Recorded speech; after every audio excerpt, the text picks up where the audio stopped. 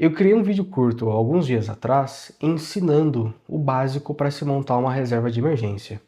Se você ainda não viu, dá uma moralzinha, dá uma assistida para fortalecer o meu trabalho. A ideia nesse vídeo é tentar desenvolver um pouco mais as ideias que eu iniciei naquele vídeo curto. Então, dando mais amplitude a como formar a reserva de emergência, perfil do investidor, o tamanho da sua reserva, a liquidez dos ativos e o tipo de ativo para cada perfil de investimentos. Oi, eu sou o Kleber, pai de três. Se você gosta desse tema, me dá um voto de confiança, deixa o seu like e se inscreva aqui no canal. Uma coisa muito importante para criar sua reserva é entender quais são os seus objetivos para essa reserva e sejam eles quais forem, também é muito importante conhecer o seu perfil de investidor. Os perfis de investidor, na sua essência, são separados de uma forma mais ou menos como conservador, moderado e arrojado. Porém, esses perfis eles são bastante genéricos e não se aprofundam muito no entendimento do perfil de cada investidor. Para ser bem sincero, esses perfis avaliam muito mais quanto o investidor conhece de alguns produtos e classifica o perfil de acordo com essas respostas. Então, se você conhece pouco, você vai ser conservador e por aí vai.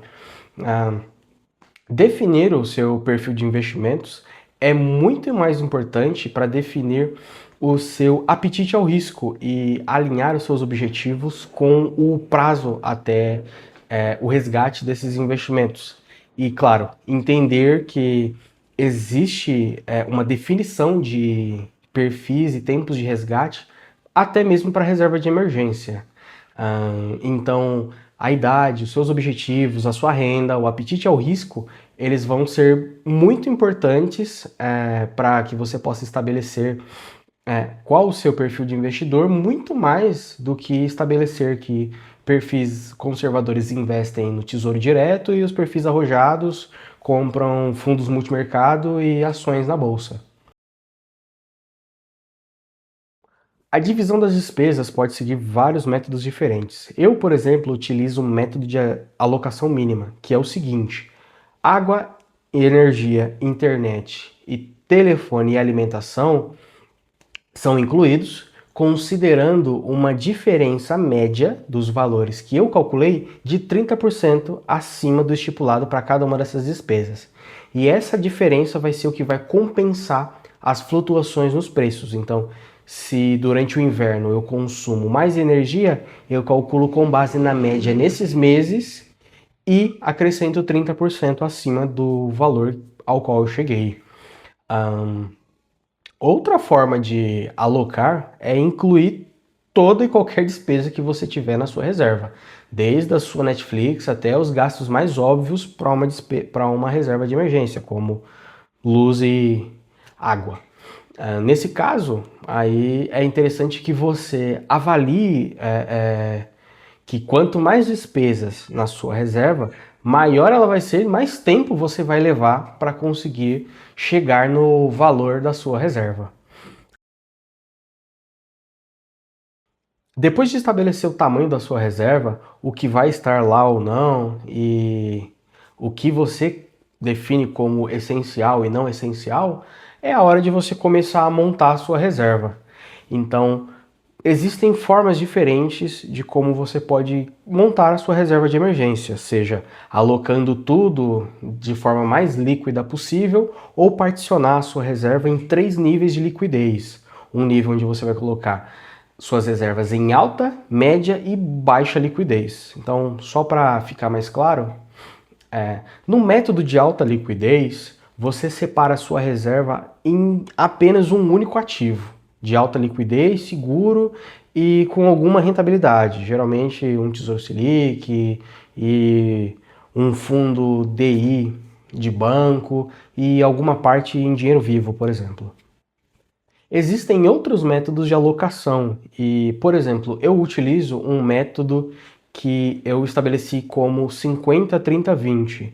Então eu divido a minha reserva mais ou menos da seguinte maneira: 50% em ativos de alta liquidez. Nesse caso eu utilizo fundos DI, eu utilizo um fundo DI do Santander que permite resgate 24 horas por dia. Ele é uma alternativa muito melhor ao Tesouro Selic e aos CDBs, por exemplo, que só funcionam em horário comercial e em dias úteis. Então, se você tiver alguma emergência na qual você precisa utilizar o seu dinheiro num sábado à noite, muito provavelmente você vai ter que esperar até segunda-feira para conseguir resgatar esse valor. Então, eu utilizo esse fundo DI e utilizo também os cofrinhos do Itaú. Então, eu aloco 50% separando entre esses dois. Os 30% eu coloco em ativos que tenham média liquidez, então com resgates entre 5 e 45 dias no máximo. Para essa parte da reserva eu utilizo CDBs com um bom rendimento e confiáveis.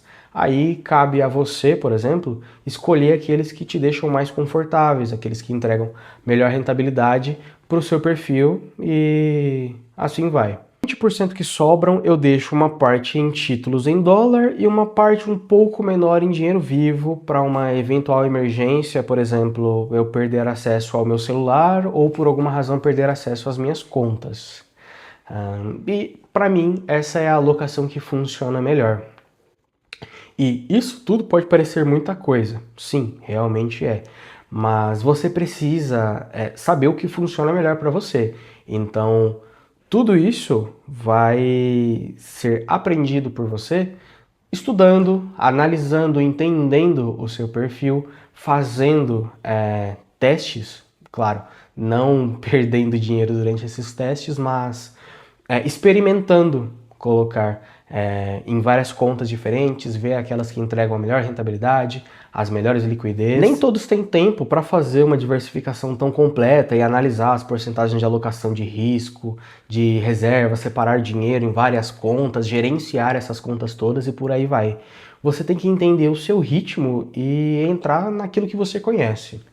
Bom, por hoje era isso. Se você gostou, deixa sua curtida, se inscreva, comenta aí se você tem alguma dúvida sobre reserva de emergência, deixa uma sugestão de tema, interage de alguma forma para ajudar o canal nesse início. Valeu!